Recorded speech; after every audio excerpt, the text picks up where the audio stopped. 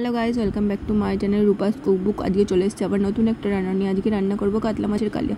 তো তোমরা দেখতেই পাচ্ছ আমি এখানে বাজার থেকে মাছগুলোকে এনে ভালো করে ধুয়ে নিয়েছি। তারপর আমি একটা বাটিতে মাছগুলোকে নিয়ে তার উপর সর্ষে তেল, নুন আর হলুদ অ্যাড করে দিয়েছি। এবার আমি মাছগুলোর গায়ে ভালো করে নুন হলুদটা মাখিয়ে নেব। প্রত্যেকটা মাছে যাতে ভালো করে নুন হলুদটা মাখে আমি সেটাও দেখে নেব। তারপর আমার এখানে নুন হলুদ মাখানোটা প্রায় হয়েই গেছে। তারপর আমি সাইডে কড়াইয়ে তেল গরম করতে দিয়ে দিয়েছি। এখানে আমি সর্ষে তেলটা গরম হয়ে গেলে মাছগুলোকে এক এক করে আস্তে আস্তে ছেড়ে দিয়েছি। আমি মাছগুলোকে তেলের ওপর ছাড়ার পর ভালো করে ওলট পালট করে ভেজে নেব। মাছটা একটু কম ভাজলেও চলবে, কারণ কাতলা মাছের কালিয়া যেহেতু। তারপর আমি ওই তেলটার মধ্যে জিরে ফোড়ন দিয়ে দিয়েছি আর কেটে রাখা আলুর টুকরোগুলোকে দিয়েছি আর গোটা গরম মশলা কিছু অ্যাড করে দিয়েছি। তারপর আমি পেঁয়াজ কুচিটাকেও অ্যাড করে দিয়েছি তার মধ্যে। তারপর আমি ভালো করে নেড়ে চেড়ে ওর মধ্যে দুটো মতো তেজপাতা দিয়ে দিয়েছি। এটাকে আমি ভালো করে আলুটাকে লাল লাল করে ভেজে নেব। ভেজে নেওয়ার পর আমি এখানে অ্যাড করেছি টমেটো কুচি।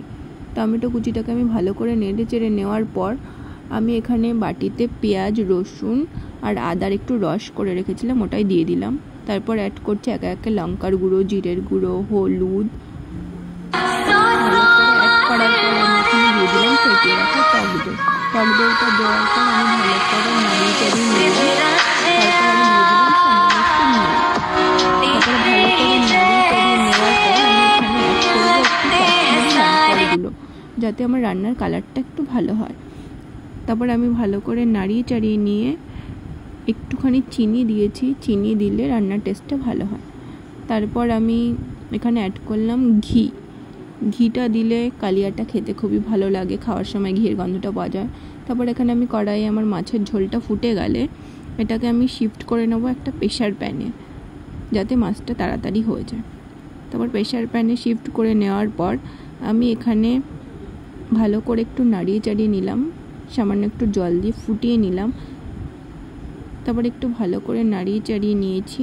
তারপর আমি এখানে অ্যাড করব গোটা গরম মশলার গুঁড়ো। তারপরে আমি ঢাকনাটা দিয়ে দেবো প্রেশার প্যানে। ঢাকনাটা দিয়ে দেওয়ার পর আমি এখানে 2 থেকে 3টে সিটি দেবো। তারপরে এখানে মাছের ঝোল রেডি হয়ে গেছে। দিদা টিফিন বাটিতে পাঠাবে বলে বাড়ছিল। তো দেখতেই পাচ্ছ আমার এখানে কালিয়া। কেমন লাগলো অবশ্যই জানিও। ভালো লাগলে লাইক অ্যান্ড সাবস্ক্রাইব। টাটা।